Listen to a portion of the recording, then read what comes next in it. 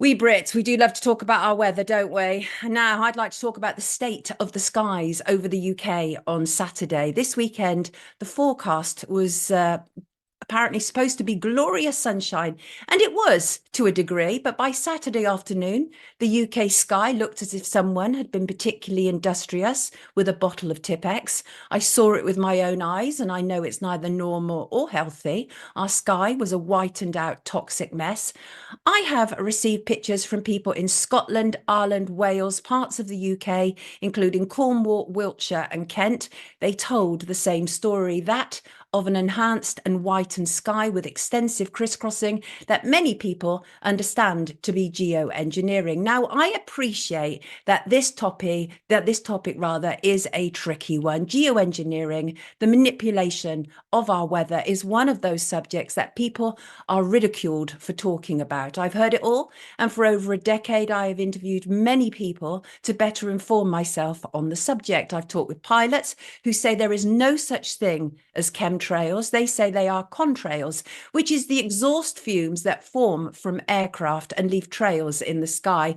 I've also talked with insiders and researchers who point me to known literature on the subject, including one acknowledged historic experiment with UK geoengineering in the 1950s, and which was documented in a BBC play, or it's a Radio 4 programme, actually. It took place in Lynmouth, a village in Devon, in 1952.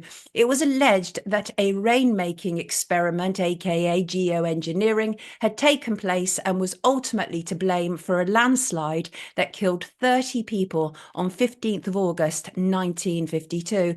What we do know for fact is classified government files eventually released to the public confirm that these experiments did indeed take place. But it's not as if the British government is trying to hide it. Geoengineering is all over the government website. In 2010, the British government admitted to geoengineering data when it set out to both define and to regulate geoengineering in accord with framework laid down by the UN and in line with the 2030 Sustainable Development Goals. The 2010 report recommended, in quotes, that the government review its policy on geoengineering to give it greater priority. Then we should not forget the document from the Department for Business, Energy and Industrial Strategy about greenhouse gas removal, aka geoengineering. This clearly sets out the UK government's position on what can be done to counteract man-made climate change in line with the Paris Agreement. Now, this is a subject I've long been interested in, and there is a great deal of evidence to suggest that our skies have indeed changed, and in formation all across the UK at the same time.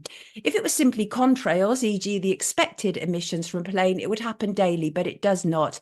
We have every right to ask questions about what is happening in our skies, and we have every right to receive straightforward answers.